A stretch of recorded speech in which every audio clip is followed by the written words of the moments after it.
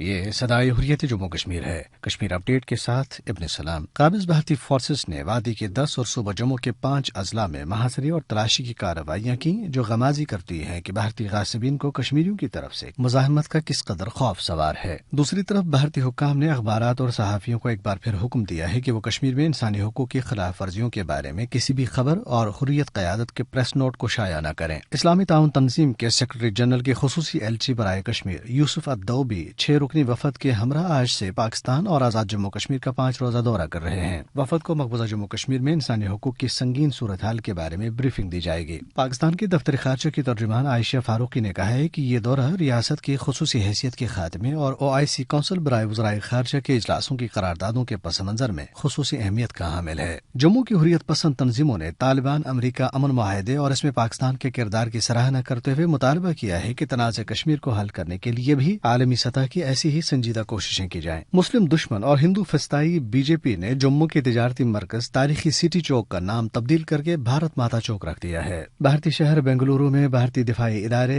NCC کے compound کی دیواروں پر فری کشمیر کے نعروں نے دھوم مچا دی۔ نو CA، نو NRC، نو NRP، مودی کا استعفیٰ، RSS دہشت گرد جیسے فکرے بھی بنگلورو کی گلیوں میں دکانوں کے شٹروں اور عمارتوں کی دیواروں پر دیکھے گئے۔ بھارت نواز پینتھرز پارٹی کے سرپرست بھیم سنگھ نے ریاست کی خصوصی حیثیت اور اسٹیٹ سبجیکٹ کی بحالی پر زور دیا۔ اپ ڈیٹ ختم ہوا۔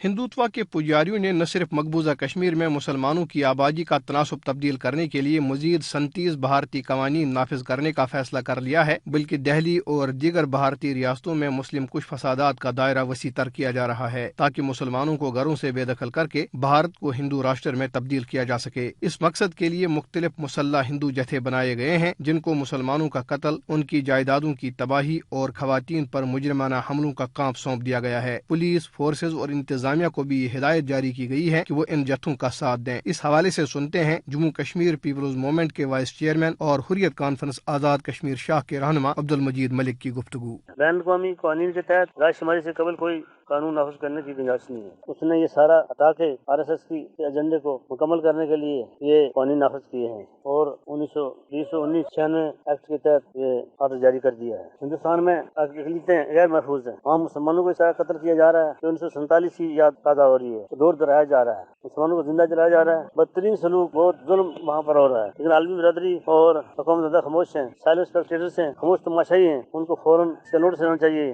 اور بھارت کو روکنا چاہیے۔ مقبوضہ کشمیر میں اپنے سامراجی پنجے گاڑنے کے بعد اب ہندوتوا کے پجاری پورے بھارت کو فتح کرنے کے ناپاک منصوبے پر عمل پیرا ہیں، اور اگر اقوام عالم نے مجرمانہ خاموشی نہ توڑی تو پھر پوری دنیا ہندو دہشت گردی کے ناسور کے لپیٹ میں آ سکتی ہے۔